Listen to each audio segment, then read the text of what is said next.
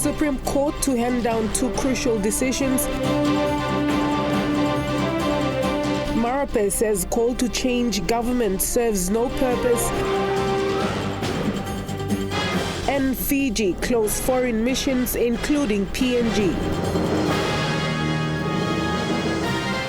This is National EMTV News with Shamaine Poriambe. Good evening and thanks for joining us for Tuesday's news. The Supreme Court is expected to hand down 2 important decisions that will determine the future of politics in Papua New Guinea. A decision on the legality of the parliament sitting that led to the passing of the 2021 budget is set for tomorrow, while a ruling on James Marape's election as Prime Minister is expected this week. Beginning with the Supreme Court application filed by former Prime Minister Peter O'Neill, the outcome of that application is predicted to change the current political movement in PNG. In this Supreme Court application, O'Neill is seeking legal clarification on whether the Parliament Speaker has powers to recall Parliament when Parliament was adjourned to December 1st. That ruling will be delivered by Chief Justice Sir Gibbs Salika tomorrow. Meanwhile, the Supreme Court is also expected to make a ruling on the legality of the process involved in the election of Prime Minister James Marape. Submissions on this Supreme Court application filed by opposition leader Belden Nama were heard yesterday after a 5-man Supreme Court bench ruled that Nama has standing to proceed with the matter. During the submissions on the substantive matter, Nama's lawyer submitted that the purported withdrawal of the nomination by Peter O'Neill following his acceptance of the nomination and after the close of nominations did not meet the minimum requirements of fairness as required under Section 59 of the Constitution. The basis of the argument is that the process was not properly followed by the Speaker when Marape was elected Prime Minister. And as the clock ticks down to the ruling time, members of Parliament are still in camp in Vanimo for the alternative government and Lolawata for the reigning government. Thekla Gunga, National EMTV News. Prime Minister James Marape says political stability is crucial for the country. He said the call to change the government serves no purpose with nearly a year left before the 2022 national general election. The Prime Minister says the current government has pulled the nation together and aligned the public service mechanism so that services reach rural communities. He made this statement in a recent news conference in Port Moresby. Political instability causes harm to our country. I ask this important question: what will a government do in just 12 months before 2022? What will a government do? The question the country should be asking and holding these leaders accountable. And most of them down there, former prime ministers, former ministers, former treasurers, former planning ministers. The important question is, what have you left behind that you want to complete that is good for the country? What law and fundamental government institutions that you have fixed that you want to come? Today is a clear separation between 2 bodies of leaders. Those who want to change for the future, or those who want to remain in the cycles of bondage that we've remained in the last 45 years. Your country, you are your own judge. Is our country a better place country after 45 years? And Police Commissioner David Manning issued a stern warning for all police personnel not to take sides during the current political crisis. He urged all police personnel to remain neutral and carry out their duties to protect lives and properties and to enforce the law fairly without fear or favor. Manning said he will not hesitate to discipline members who continue to play politics after issuing this warning. Divisional commanders will be coordinating security security operations over the coming weeks to ensure there is nil or minimal disruption to government services, businesses and public transportation. The effects of COVID-19 are visible and is being felt across the globe, particularly smaller island states. Fiji has closed its embassies in 5 countries around the world, including PNG, and is relocating to its capital, Suva, as it cannot sustain its operations due to a downturn in its economy. Fiji High Commission in PNG has been in operation since 1986, but sadly had to close its doors with hopes of returning in the near future.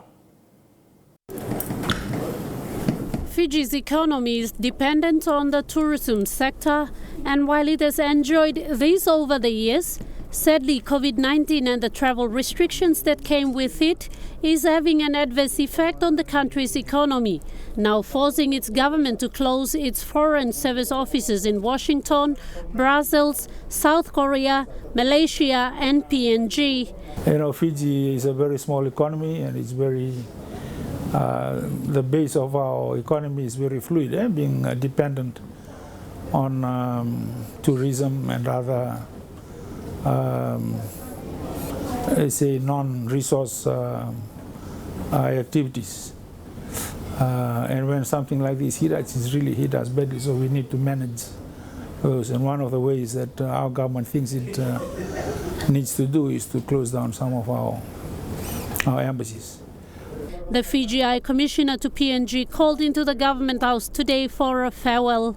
High Commission staff and Fijian residents conducted the Sevu Sevu, a traditional ceremony done only in high places.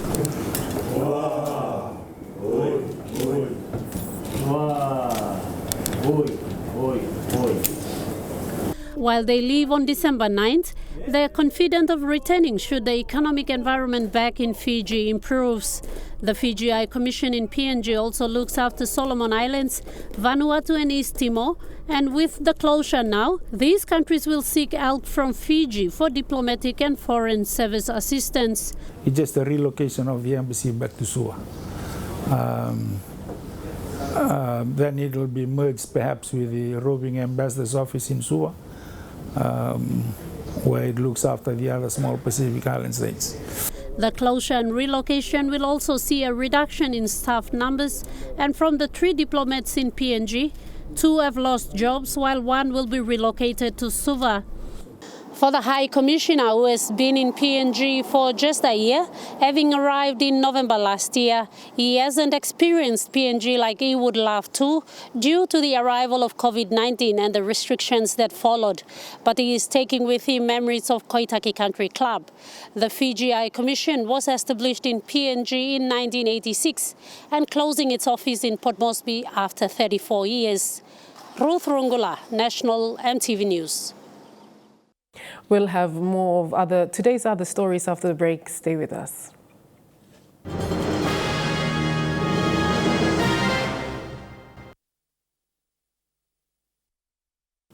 Welcome back to the news. The kitchen wing of the Engau Memorial Hospital is the second infrastructure to be opened under the hospital's overall redevelopment project. The kitchen was opened today following the new TB ward that was opened last year. The infrastructure is part of Engau's overall redevelopment plan by Australian company John Staff International Development. The new kitchen wing at the Engau Memorial Hospital will be serving patients in all the wards with 3 meals in a day. The kitchen is in the same building as the hospital's new laundry and storage area. The building was opened today. It is the second facility to be opened under the hospital's overall redevelopment project following the opening of the new TB ward last year. Patients at the TB ward were treated to a special lunch after the opening today by the Marape PHA CEO, Dr. Kepas Binga. It's equally important to have a medical ward to also have a quality kitchen that is at the back of house, so that also complements the services that we receive in the front. So the front is the face, but everything that happens at the back to make that face look good, this is one of them. And one of the face is the kitchen area. the kitchen area is though it's not important as in the clinical domain, but patients come and sleep 2 weeks, some even stay 1 month. Who feeds them? They don't have a kitchen. So they have a common kitchen that must feed them. The new kitchen is part of Engau's overall redevelopment plan, headed by Australian company John Staff International Development. It is packaged with new equipment as part of the redevelopment. The 17 staff working at the kitchen were trained how to use the new equipment prior to the new kitchen's opening today. And in kitchen, we've actually taken about 3 to 4 weeks where we brought small groups of people up and we asked them to cook on a couple of different pieces of machinery. So we would have the deep fryer and the oven going on one day, and then all the staff individually cooked on every single piece of equipment before we started to serve a patient meal. Then we did about 1 or 2 wards that we just cooked, and we delivered meals to 1 or 2 wards. And then we went to half the hospital. And then this week, yesterday, they started cooking for 100% of the hospital out of the new kitchen. That's part of the commissioning process under JID and under the PDO Project Delivery Office. So we are kind of doing that. So we'll be doing that for most of the buildings going forward.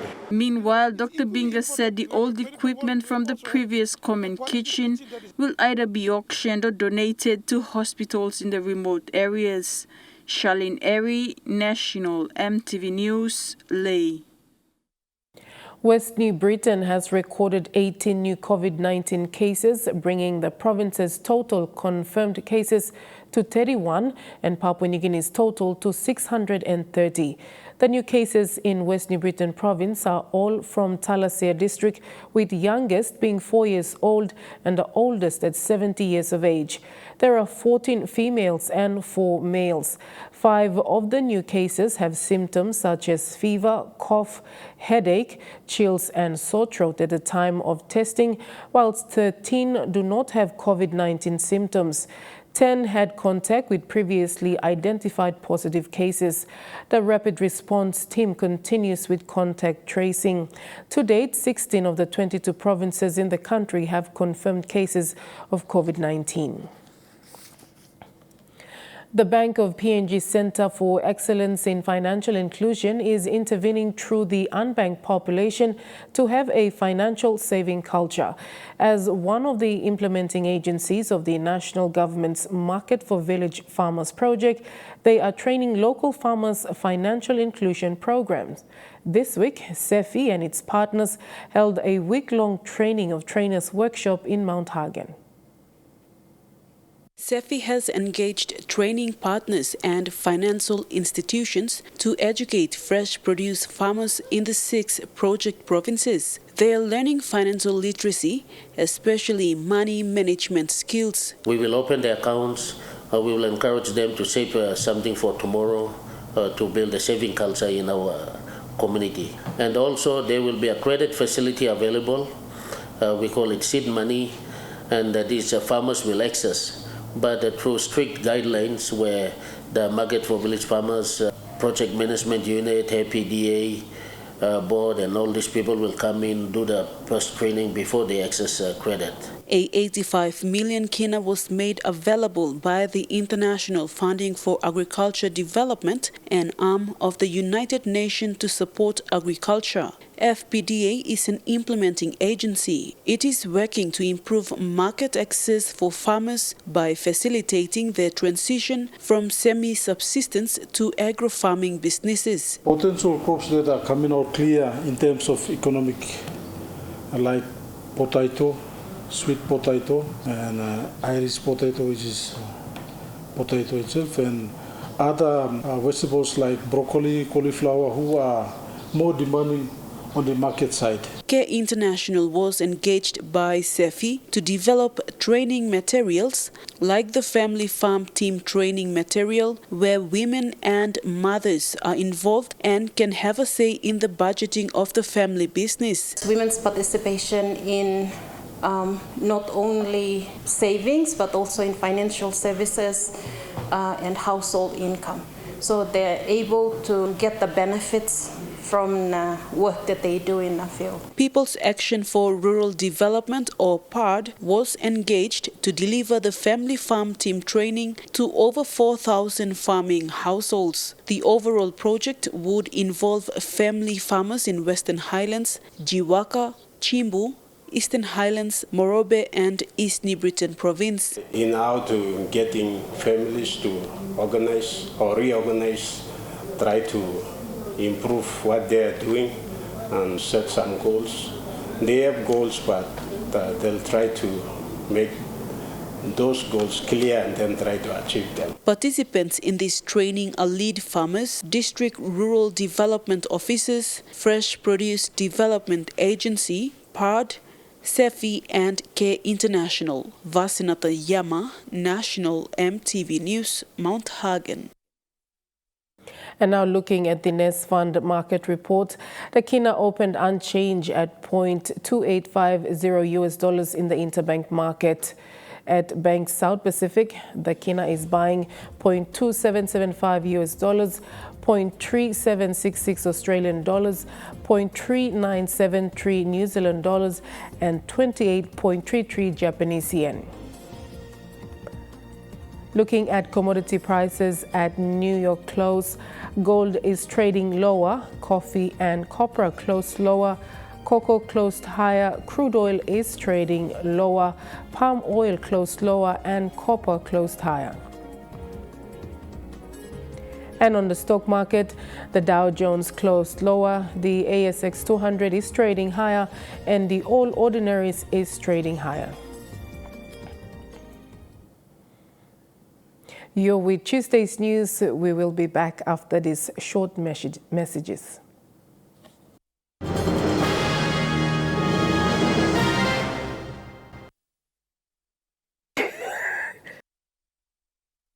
Welcome back to the news.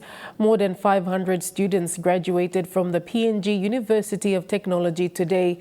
In his address, Vice Chancellor Dr. Ora Renagi said 2020 has been a challenging year due to COVID-19. However, the school managed well this year.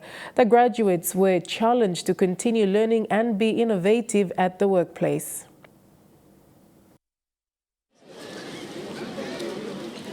The light showers this morning did not stop families from gathering at this year's Unitec graduation. After years of studies, these graduates, both post and undergrad, finally get to celebrate their efforts, dressed in their gowns and hoods, others wearing traditional pieces. Families too came dressed for the occasion, and for most, an emotional event.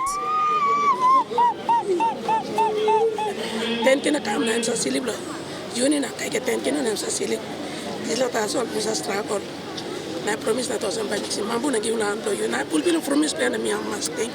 Unitec has graduated thousands of students over the past 52 years, the institution's focus now is to produce world-class technocrats. This year they launched the strategic plan and also accredited their engineering courses, which will allow more opportunities for graduates like these overseas. Today, Vice Chancellor Dr. Ora Renagi challenged the graduates to contribute effectively to nation building. And this is the very reason why we have Unitec Strategy 2020 to 2024, because we are determined to see that our graduates are world-class, contributing effectively to nation building. You have been groomed and trained to be the intelligentsia in bureaucracy, in private sector, in wherever, to lead this nation forward from your knowledge that you have gained and the skills you have gained. The University of Technology's 52nd graduation was supposed to be held in April. However, it was postponed due to the COVID-19 pandemic as a precautionary measure. Today, the graduates received their long-awaited certificates, witnessed by family and friends. Lucy Kopana, National EMTV News, Lae.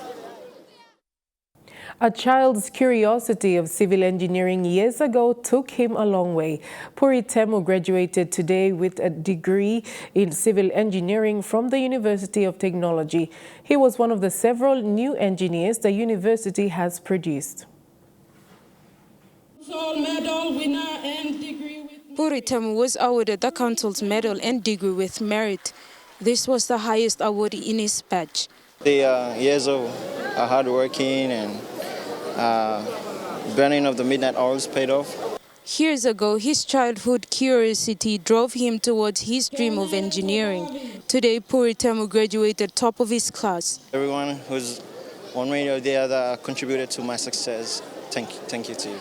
He was among 600 students who graduated with masters, PhDs, and undergraduate degrees. Big achievement for the family and for the society as a whole. I think with this achievement, he can really contribute back to society. Unitech's Vice Chancellor challenges the graduates to participate in nation building and development. Unitech's Vice Chancellor, Dr. Ora Renagi, said they are committed to building human resources of the country. He later added that these students are part of the development. Philia Pisap, National EMTV News, Leh. More than 50 children residing in the West Papuan refugee camp in Rainbow were the proud recipients of hygiene kits courtesy of Caritas Australia and Colgate Palmolive Limited. The special donation of 224 hygiene kits was made on Monday. This is part of a joint response awareness program between Caritas Australia, Caritas PNG and Colgate Palmolive against COVID-19. The awareness had demonstrations on the proper techniques to effectively wash hands using soap and water, brushing and flossing teeth, and safety instructions when using products from the kits. Ms. Charlotte Vada, Disaster Management Coordinator of Caritas Australia, stressed the need to promote good and safe hygiene practices, especially amidst the COVID-19 pandemic, and said access to water was fundamental in its implementation. In rural Papua New Guinea, where mothers lack access to essential items for newborn babies, a group of seamstresses are sewing carriers for newborn babies.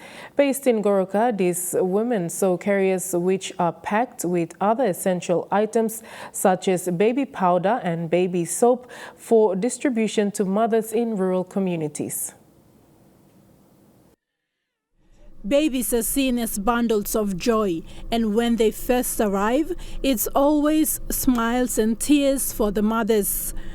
Na only baby, or newborn baby, and plus I make him all kid long, help him all no can call na kind also.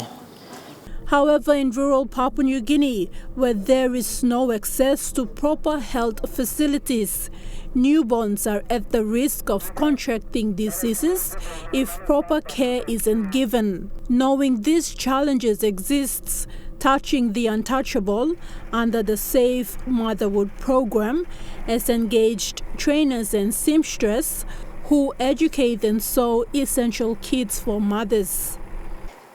Go past lo conduct him all village health volunteers training.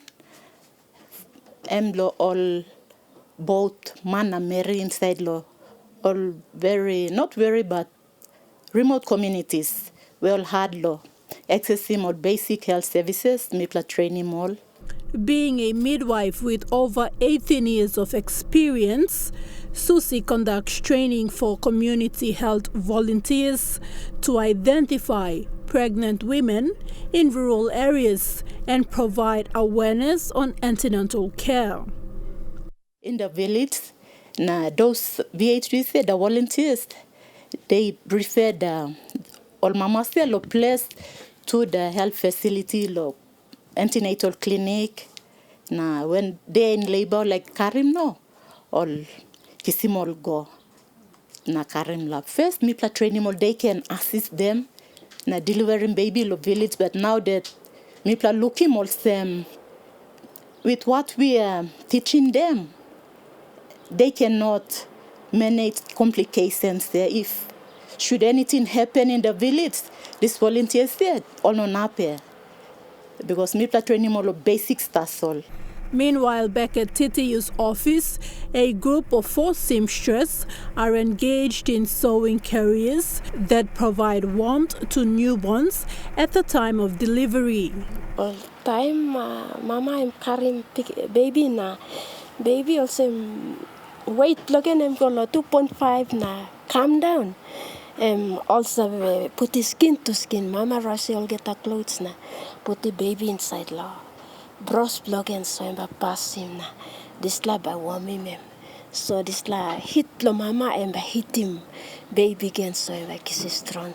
Like nursery la big plausikol. Putim all nursery tasol.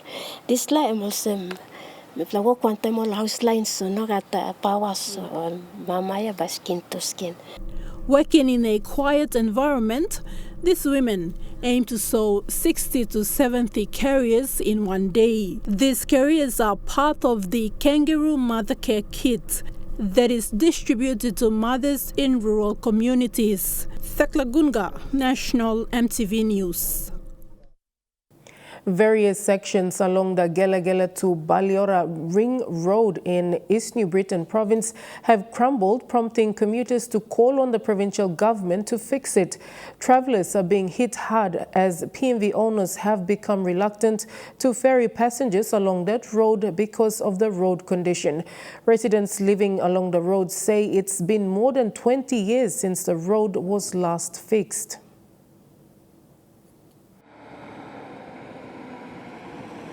Hardly any smaller vehicle uses this road.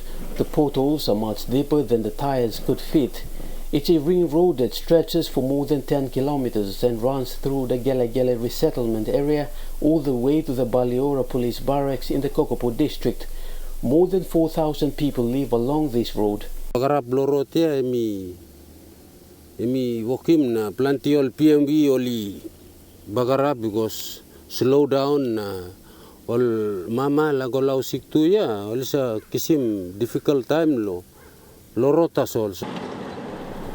Over the last 20 years, the road has deteriorated steadily to this state that it may need several millions of kina to fix. During bad weather, this section becomes a waterway. All the drains become clogged, spilling water onto the road. Debris and sediments are washed downhill for some kilometers until it ends up at the center of Kokopo town. For commuters, it is not always easy to get into Kokopo town as PMVs are sometimes reluctant to use this road. So ino dolo dis larot bagarap na we mi play oklo ting planti usat now by stereotim dis larot lo mi play lo gim isi lo mi play lo go kam na maut lo transportim ol mama go lo market sumatin go lo school na iwan ol bok mantu lo tesi. The road is a provincial road. Any upgrade will come from the East New Britain provincial government's coffers. But so far there's been little, otherwise no major rehabilitation done to keep it in a good shape. The East New Britain provincial government says it is aware of the deteriorating state of roads all over the province, but it doesn't have the money to fix them and says it awaits funding from Waigani. That part of the road is very bad, so we are working on those roads now. You know, all of our roads were riddled with potholes, but now at least you can see some light in the condition of our roads. That is mainly working on the PSIP, DSIP, kina to kina basis. Okay, for example, I'm able for Kokopo, if we want to do some 2 kilometers of road here, I put in my 2 million, you put in another 2 million. That is a provincial road. That is provincial government responsibility. Now, there hasn't been any maintenance done on that for 5 years. On the other hand, the provincial government says it is looking at other options, and that is to partner with overseas donors to build new roads that will last. But while the province awaits the arrival of foreign road experts, the state of roads all over the province continue to crumble. Edwin Fidelis, National EMTV News, Kokopo. Trukai Sports is next. Fidelis Sukina is at the sports desk. Thank you, Charmaine. We'll have news on rugby league and cricket. Join me for Trukai Sports after the break.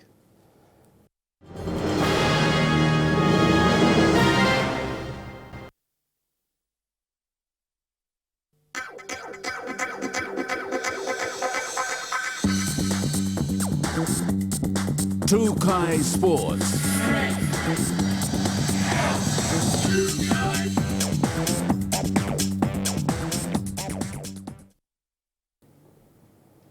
Good night and welcome to Trukai Sports.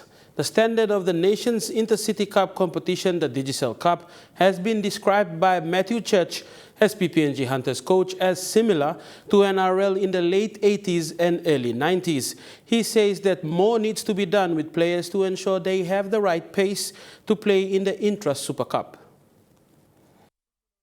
Norman Brown picking up his first try. The Digicel Cup, PNG's Premier Rugby League competition, has a lot to do to improve its standard.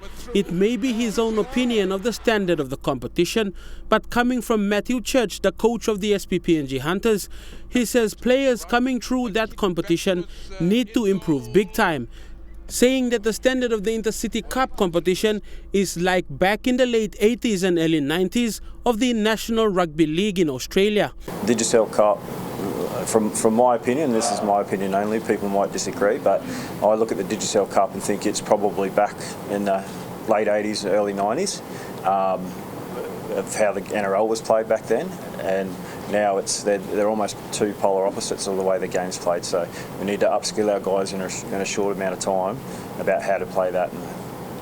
He said the new 6-again rule in the NRL is likely to be introduced to the Interest Super Cup, and while PNG players are naturally gifted to play rugby league, they need to play at a much faster pace. The new 6-again rule I'm hearing is going to be adopted to the ISC next year, so we have to adjust to that. So what we have, if you could pick a sport for any culture, it'd be rugby league for Papua New Guineans. So we don't lack intent, speed or evasion, and either you can't coach those things or they're very hard to coach into people, and Papua New Guineans already have that. So it's about getting us just to play a little bit smarter and a little bit more as a team to push over the advantage line and play on the front foot. He added that those that lack the speed to match the Interest Super Cup level will see themselves struggling to make the SPPNG Hunters team in 2021. As I said, the game's getting quicker, which means if you have slow leg speed, you're not really going to play too well in the new systems or the new rules. So looking just at those little things, when I watch the games of the Digicel Cup, that's what I've been looking for. He added also that areas of play that need to improve include a more direct approach when it comes to running into defense and when in line to score a try. Ched says that these are some areas that he has based his selection on for players to make the team in 2021. A lot of our guys run towards the corner post or towards the sideline when they get the ball, so they're habits and they're hard to correct. So if they already have that skill of playing nice and direct and nice and straight and down the field, then that gives them a bit of a leg up in selection. The Commonwealth Games Federation and International Cricket Council have announced the inclusion of the T20 cricket in the 2022 Birmingham Commonwealth Games. Kilawani reports. In a historic first, women's T20 cricket will be played at the 2022 Commonwealth Games, scheduled from 28 July to the 8th of August in Birmingham, England. The T20 tournament will feature 8 teams, with England guaranteed a spot and 6 other spots given to the top 6 teams in the ICC rankings by the 1st of April 2021. Cricket PNG Chief Executive Officer Greg Campbell embraces this announcement as the growth of women's cricket needs more global platforms to showcase this growth and development. The PNG Lowers are currently ranked 15 and were one win away from qualifying for the Women's T20 World Cup in Australia earlier this year. With the impending Women's Cricket World Cup qualifier in 2021, the Commonwealth Games qualifier is a welcome addition to the Lowers' international schedule. According to the national head coach Joseph Dawes, the women now have the Cricket World Cup and Commonwealth Games qualifying tournaments on their international tours. International Cricket Council Chief Executive Manu Soni said cricket at the Commonwealth Games is a great opportunity for the growth of the women's game globally. Kilawani, Trukai Sports. Trukai Sports continues after the break. Stay with us. Trukai Sports. And welcome back to Trukai Sports. The Papua New Guinea Sports Foundation has become the 52nd government entity to have in place an audit committee, aided by the Finance Department and the Auditor General's Office. The audit committee will monitor workforce and comply with the Public Finance Management Act. Acting Executive Director of the Papua New Guinea Sports Foundation, Micah James, says that the launching of the audit committee by the Department of Finance and the Auditor General's Office will help accountants and senior management work together in ensuring proper data and records are kept and good governance is upheld. And I guess that is the most important thing when accountants analyze transactions and ensure it is recorded properly. Data are transparent, and it is also important that the accountants and the auditors provide quality advice to the senior managers to make important decisions. Deputy Secretary Support Services for the Department of Finance, Samuel Penias, told the committee that auditors must work to provide management with clear guidelines and provide solutions to findings in the audit process. The internal audit, you are a tool that you support management to achieve what the management would like to see within the organization. You can tell them this is what you're supposed to do, this is what you're not supposed to do, but do not go with something. When auditors do their work, they must be able to do their investigation, but you must also have answers to what you do. Penias said that the committee is in place to ensure that mistakes are curbed and assistance in best practices are maintained. We are not fraud squad. We are not auditors, investigators that goes and check the wrong. We are here to help you so that you don't make the wrong. So that is the process of this committee here. We come in between the wrong and you getting into trouble. We try to make sure that right things are being done. Without this committee, you'll end up before the public accounts and they'll start yelling at you and saying all kinds of things. Micah James said the establishment of the audit committee will ensure funding from finance is prioritized well. The establishment of this committee is timely, given the exponential growth in sports. And at the same time, too, it will help strengthen the foundation of this organization in terms of how best we utilize the limited funds we get from finance. And at the same time, it will also help to stabilize leadership within the rank and file of various divisional heads.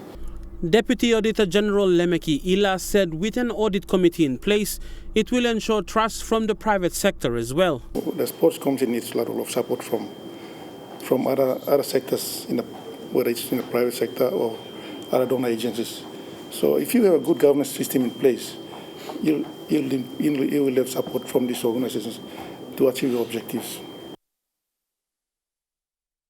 And that story wraps up Trukai Sports Weather Report for the next 24 hours when we come back. Bye for now. Trukai Sports.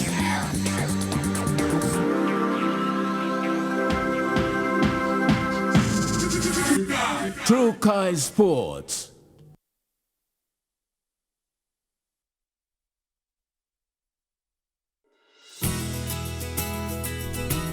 This weather update is proudly brought to you by MoniPlus, with you always.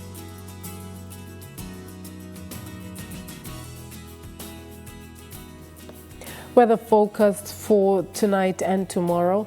In the southern region, Port Moresby mostly fine, partly cloudy with chances of afternoon thundery rain showers. Daru morning rain drizzles easing to fine, partly cloudy afternoon. Kerama cloudy morning with possible afternoon thundery showers. Alotau fine, partly cloudy with possible afternoon thundery showers. And Popondetta morning rain showers and thunderstorms easing. In the Momasa region, Lay morning rain showers and thunderstorms easing to cloudy periods. Madang cloudy with occasional rain shower and thunder. Wewak and Vanimo rain showers and thunderstorms easing. In the New Guinea Islands, Lorengau, fine sunny day. Kavieng, fine partly sunny day.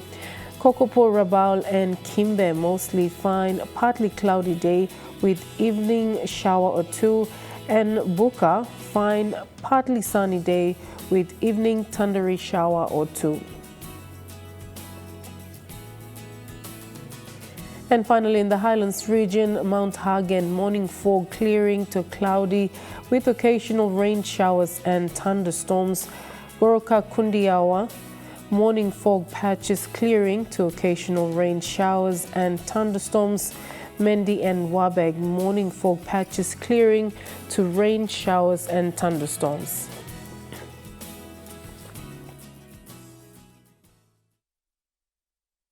The weather update was proudly brought to you by MoneyPlus, with you always. And that's the way it is for Tuesday's news. On behalf of the news team, have a pleasant evening. Good night.